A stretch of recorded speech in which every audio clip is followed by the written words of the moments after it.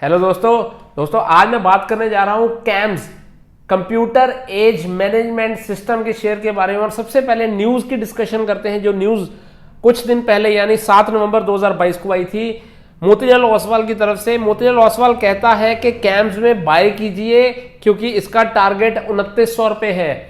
2900 मतलब 2900 रुपीज का टारगेट दे रहा है मोतीलाल ओसवाल, और बहुत बड़ा ब्रोकरेज हाउस है। ऐसे ही ये टारगेट्स नहीं देते, इन्होंने कुछ स्टडी किया होगा, तो हम भी कुछ ऐसी स्टडी करने की कोशिश करते हैं through technical charts and fundamental analysis. आइए दोस्तों शुरू करते हैं, लेट्स गेट स्टार्टेड।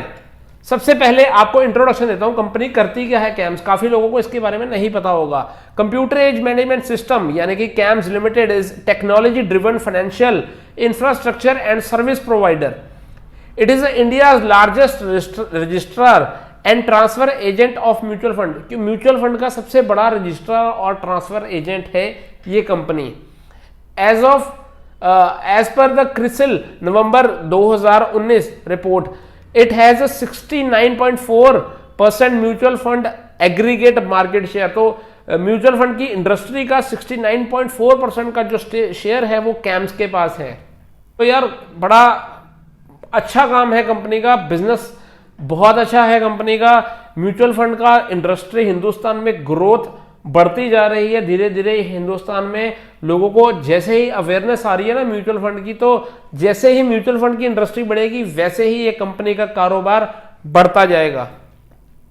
आपको बताता हूं कि यार ये जो आईपीओ है ना, इसका आईपीओ आया था 2020 में, 23 सितंबर 2020 में इसका आईपीओ आया था। फेस वैल्यू इसकी 10 रुपए की थी और शेयर का जो प्राइस बैंड था वो 1230 रुपए का था, और लॉट साइज था 12 शेयर का। और जो एम्प्लॉयज थे उनको 122 रुपए का डिस्काउंट भी मिला था। आईपीओ के लिस्टिंग के बाद 1230 रुपए के अगेंस्ट जब ये शेयर लिस्ट हुआ, उसके बाद तकरीबन 1.5 साल के अंदर इसने हाई जो बनाया ना वो बहुत जबरदस्त था। वो हाई था 4000 के पार। मतलब अगर गुना करें तो 3.25 गुना इसने हमारे पैसे को कर दिया था साल में। आगे करते हैं, आज कैम्स के शेयर का भाव जो था वो 2373.80 पे जाके बंद हुआ शेयर। 0.86% की गिरावट थी शेयर में, और 20 रुपए 60 पैसे शेयर में से आज झड़ गए। अगर प्राइस चार्ट की बात करें तो पिछले एक महीने में इस कंपनी ने तकरीबन 9% के नेगेटिव रिटर्न्स डिलीवर किए हैं अपने शेयर होल्डर्स को। पिछले एक साल की बात करें तो एक साल में कंपनी ने तकरीबन 21% के नेगेटिव रिटर्न्स डिलीवर किए हैं अपने शेयर होल्डर्स को। और अगर मैक्सिमम चार्ट की बात करें तो इसकी लिस्टिंग मैंने आपको बताया है कि सितंबर अक्टूबर में इसकी लिस्टिंग हुई थी। तो 2 साल हो गए तकरीबन इसको। 2 साल में इसने अभी शेयर गिरा है काफी, गिरने के बाद भी तकरीबन 70% के पॉजिटिव रिटर्न्स डिलीवर कर दिए हुए हैं अपने शेयर होल्डर्स को। और इसका जो लो था वो था 1260 रुपए का, और जो हाई शेयर ने बनाया है वो 4067.40 का बनाया है। तो इतना पोटेंशियल है ये कंपनी में। ये एक स्मॉल कैप कंपनी है जिसका स्टॉक मार्केट में रैंक 315 है। अभी कुछ पॉजिटिव और नेगेटिव की बात करें, सबसे पहले इंट्रिंसिक वैल्यू। अभी शेयर का जो करंट भाव चल रहा है वो इंट्रिंसिक वैल्यू से ज्यादा है। मतलब अभी हमारे को कंपनी अभी भी गिरने के बाद भी महंगे में मिल रही है, अभी महंगा है इसकी valuations. ROE versus FD rates, stock ने बीते सालों में एफडी से बेटर रिटर्न्स दिए हैं, तो ये एक हो गया पॉजिटिव पॉइंट। डिविडेंड टर्न के लिए जो डाटा है वो इनसफिशिएंट है। एंट्री पॉइंट, स्टॉक में एंटर करने का बिल्कुल सही समय है क्योंकि स्टॉक ओवर बॉट या ओवर सोल्ड जोन में नहीं है। ठीक है, नो रेड फ्लैग, स्टॉक में एएसएम या जीएसएम स्टॉक जो है वो एएसएम या जीएसएम की लिस्ट में नहीं है, और प्रमोटर की होल्डिंग प्लेज नहीं है, तो ये थम्स अप पॉइंट हो गया। दोस्तों फाइनेंशियल ट्रेंड की बात करें तो फाइनेंशियल ट्रेंड में सबसे पहले हम देखेंगे रेवेन्यू कंसिस्टेंटली इसका हर साल बढ़ा है। 2019 में जो रेवेन्यू था उससे बढ़ के 2020 में हो गया, 21 में उससे ज्यादा बढ़ गया, और 22 में उससे ज्यादा बढ़ गया। अगर बात करें प्रॉफिट के जो बार्स हैं वो ग्रीन कलर के हैं, तो प्रॉफिट भी हर साल बढ़ता ही जा रहा है। जो 19 में था उससे बढ़ गया 20 में, और 20 से बढ़ गया 21 में, 21 से बढ़ गया 22 में। तो फाइनेंशियल ट्रेंड में बहुत सही लग रहा है ये शेयर मेरे को। की मैट्रिक्स की बात करें, इस कंपनी की जो पी रेशो है, प्राइस टू अर्निंग रेशो है, वो 4.88 है, मतलब 40.88 है। और इस सेक्टर की जो पी है वो 22.17 है। प्राइस टू बुक रेशो की बात करें तो प्राइस टू बुक रेशो है 18.11 की, जो कि बहुत ज्यादा ओवर वैल्यूड लग रहा है मुझे शेयर ये। और सेक्टर की प्राइस टू बुक रेशियो है 2.28। डिविडेंड यील्ड की बात करें तो इस कंपनी की डिविडेंड यील्ड है 1.62% की, जबकि सेक्टर की है 0.87 की। तो हर लिहाज से हमारे को ये शेयर महंगा लग रहा है, प्राइस टू बुक रेशियो से भी, प्राइस अर्निंग रेशियो में भी, और डिविडेंड भी कम दे रहा है। अभी शेयर होल्डिंग पैटर्न की बात करते हैं। प्रमोटर के पास तकरीबन 20% की होल्डिंग है इस कंपनी में, जो कि बहुत ज़्यादा नहीं है। मैं इससे बहुत इम्प्रेस्ड नहीं हूँ। मेरे हिसाब से प्रमोटर के पास जो होल्डिंग है वो तकरीबन 50 या 51% होनी ही चाहिए, बट इतनी इसके अंदर नहीं है, तो ये मेरे हिसाब से एक नेगेटिव पॉइंट है। म्यूचुअल फंड के पास 6.04% की होल्डिंग है, डोमेस्टिक इंस्टीट्यूशंस के पास 8.87% की होल्डिंग है, फॉरेन इंस्टीट्यूशंस के पास 33.21% की होल्डिंग है, और रिटेलर्स के पास 31.96% की होल्डिंग है। तो प्रमोटर से भी ज्यादा होल्डिंग रिटेलर्स के पास और फॉरेन इंस्टीट्यूशंस के पास है। अभी प्रमोटर की जो होल्डिंग है ना, वो प्रमोटर हर क्वार्टर में अपनी होल्डिंग को घटा रहे हैं, ये एक नेगेटिव पॉइंट है। प्रमोटर अपनी होल्डिंग क्यों घटा रहे हैं, एक को सोचने वाली बात है उनको, मतलब पता नहीं क्या यार। म्यूचुअल फंड की बात करें तो म्यूचुअल फंड भी हर क्वार्टर में अपनी होल्डिंग को रिड्यूस कर रहे हैं इस कंपनी के अंदर। डोमेस्टिक इंस्टीट्यूशंस की बात करें, डोमेस्टिक इंस्टीट्यूशन हर क्वार्टर में अपनी होल्डिंग को बढ़ाते जा रहे हैं इस कंपनी में, और फॉरेन इंस्टीट्यूशंस भी सेम कर रहे हैं कि हर क्वार्टर में अपनी होल्डिंग को बढ़ाते जा रहे हैं। तो अभी कैश डिविडेंड की बात करें तो इस कंपनी ने जो आखिरी डिविडेंड दिया है वो 12 अगस्त 2022 को दिया है, जो कि इंटरिम डिविडेंड था 6.75 प्रति शेयर का। पेयर एंड कंपैरिजन की बात करें, इसकी जो पेयर कंपनीज है वो Aditya Birla capital limited, L&T finance holding limited, Piramal enterprises limited है, और प्राइस अर्निंग रेशो में इसकी प्राइस अर्निंग सबसे ज्यादा है। इससे मतलब सबसे जो सही वैल्यूएशंस पे मेरे को प्राइस टू अर्निंग में लगती है वो पिरामल लगती है, सेकंड नंबर पे मुझे लग रही है वो आदित्य बिरला, थर्ड नंबर पे L&T फाइनेंस होल्डिंग, और सबसे हायर वैल्यूएशंस पे है CAMS. Price to book ratio में सबसे अट्रैक्टिव मेरे को लग रही है पिरामल एंटरप्राइजेस, सेकंड नंबर पे लग रही है L&T finance holding, third number पे आदित्य बिरला कैपिटल, और फोर्थ नंबर पे जो सबसे हायर वैल्यूएशंस पे दिख रही है वो कैम्स है। डिविडेंड यील्ड जो सबसे ज्यादा है वो पिरामल एंटरप्राइजेस की है, सेकंड नंबर पे जो डिविडेंड दे रही है वो कैम्स दे रही है, और थर्ड नंबर पे L&T finance holding, Aditya Birla dividend नहीं दे रही। अगर मार्केट कैपिटलाइजेशन वाइज देखें तो ये जो कंपनी है वो तकरीबन 5th रैंक पे आ रही है। पहले नंबर पे आदित्य बिरला कैपिटल है, सेकंड नंबर पे L&T finance holding, number third पे पिरामल एंटरप्राइजेस, नंबर 4 पे IDFC लिमिटेड, और नंबर 5वें पे है कैम्स, नंबर 6 पे चोलामंडलम फाइनेंस, नंबर 7 पे मोतीलाल ओसवाल, और नंबर 8 पे Edelweiss financial services limited. Forecast and rating की बात करें तो टिकट टे पे 71% एनालिस्ट इसके अंदर बाइंग की रिकमेंडेशन दे रहे हैं। तो क्या इसके अंदर बाइंग करनी चाहिए? जल्दी ही आपको टेक्निकल चार्ट्स पे लेके जाऊंगा और देखेंगे कि इसकी बाइंग कहां पे बनती है।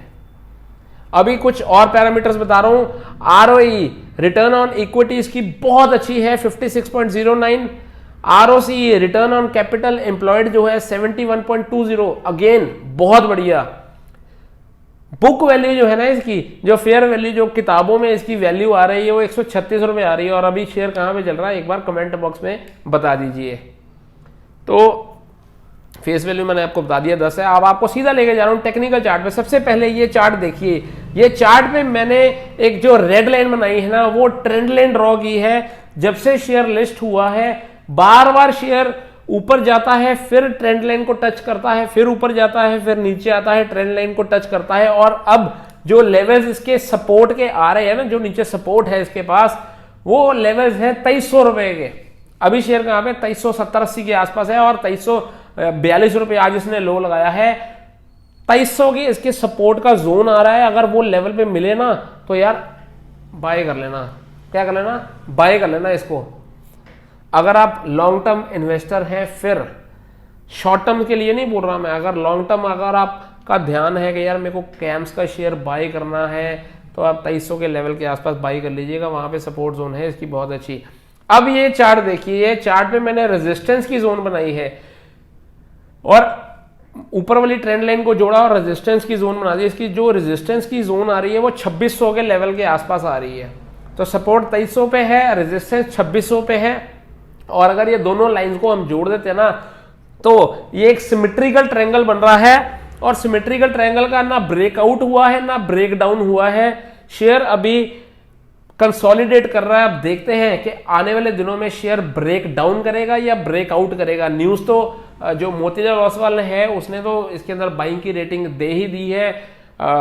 मुझे भी ऐसा लगता है कि यार ये 2300 के आसपास सपोर्ट लेगा। अभी ये शेयर नीचे गिरने का कारण क्या है, वो ये है कि इसके अंदर हेड एंड शोल्डर का पैटर्न फॉर्म हुआ था, और हेड एंड शोल्डर का जो टारगेट था वो आज का जो लो था ना वही इसका टारगेट था। लाइक 2340-42 के आसपास का इसका टारगेट था, वो इसने अचीव कर लिया, इसलिए शेयर ऊपर चढ़ गया था। बट अभी जो नीचे सपोर्ट की जोन है ना वहां पे अभी शेयर नीचे आ सकता है। अगर एक्सपोनेंशियल मूविंग एवरेजेस की बात करूं, 50 डे, 100 डे, 150 डे, 200 डे, सारी मूविंग एवरेजेस को तोड़ के शेयर नीचे आके बैठ गया है। यानी कि इसके अंदर अभी बहुत वीकनेस हो चुकी है, काफी नेगेटिव हो चुका है इसका चार्ट। अगर गोल्डन क्रॉसओवर की बात करें तो 50 डे की मूविंग एवरेज जो है वो 200 डे की मूविंग एवरेज को पहले इसने कट किया था, मतलब गोल्डन क्रॉसओवर हुआ था, बट अब फिर इंटरसेक्ट हो सकता है कि इंटरसेक्ट ना कर जाए, मतलब गोल्डन क्रॉसओवर खत्म भी हो सकता है, और आप ये भी मान सकते हो कि हो गया है। तो आने वाले दिनों में हमारे को पता लगेगा कि भाई साहब क्या गोल्डन क्रॉसओवर बना रहेगा या खत्म हो जाएगा। टेक्निकल चार्ट्स की बात करें तो टेक्निकल इंडिकेटर्स पे जो है एमएसीडी में पिछले काफी दिनों से नेगेटिव हिस्टोग्राम बन रहे हैं, जो कि इस शेयर में वीकनेस दर्शा ही रहे हैं हमारे को। आरएसआई की बात करें, आरएसआई 35.5 है, ना शेयर ओवरबॉट जोन में है ना ओवरसोल्ड जोन में है। ओवरसोल्ड हम तब मानते हैं जब 30 से नीचे चले जाए, कुछ लोग 20 के नीचे मानते हैं, मैं 20 के नीचे ओवरसोल्ड मानता हूं, कुछ लोग 30 भी मानते हैं। तो अभी ओवरसोल्ड टेरिटरी में भी नहीं है शेयर, मतलब अभी गिर सकता है और थोड़ा सा अगर चाहे गिरना तो।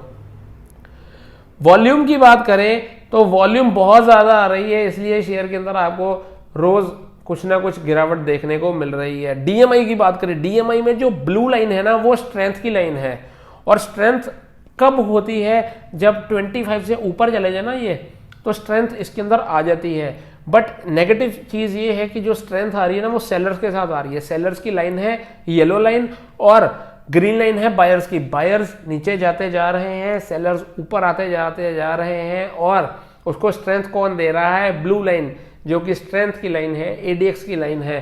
तो अगर टेक्निकल चार्ट्स की बात करें ना, तो टेक्निकल चार्ट्स पे तो शेयर अभी नेगेटिव है और थोड़ा सा और नीचे जा सकता है। अगर आप लॉन्ग टर्म के खिलाड़ी हैं ना, अगर आपको बाय करना है तो जोन्स बहुत अच्छी हैं। 2250 से लेके 2300 की जो जोन है ना वो बहुत अच्छी जोन है। बाइंग की मैं किसी को रिकमेंडेशन नहीं दे रहा। अगर आप बाइंग करना चाहते हैं तो अपने फाइनेंशियल एडवाइजर से एडवाइस लेके बाइंग कीजिएगा, क्योंकि मैं सिर्फ आपके साथ वो डिस्कस कर रहा हूं जो मुझे दिख रहा है, जो मैंने पढ़ाई की है उसके हिसाब से बोल रहा हूं। इसके अंदर कोई भी रिकमेंडेशन नहीं है, ना बाइंग की ना सेलिंग की। आप अपना दिमाग लगाइए, और अगर वीडियो अच्छी लगे ना तो मेरे चैनल को सब्सक्राइब कर दीजिए, नोटिफिकेशन बेल आइकन को प्रेस कर दीजिए, ताकि जो मैं मुहिम चला रहा हूं ना कि लोगों तक ज्ञान पहुंचे और लोग सट्टा लगाना बंद करें, वो मुहिम में मैं कामयाब हूं और आपके साथ ऐसे ही चीजें शेयर करता रहूं जो मेरे को पता है। मैं चाहता हूं मैं सबके साथ शेयर करूं, तो इस मुहिम को आगे बढ़ाने के लिए वीडियो को शेयर और लाइक जरूर कर देना यार। थैंक यू दोस्तों, लव यू, बाय बाय।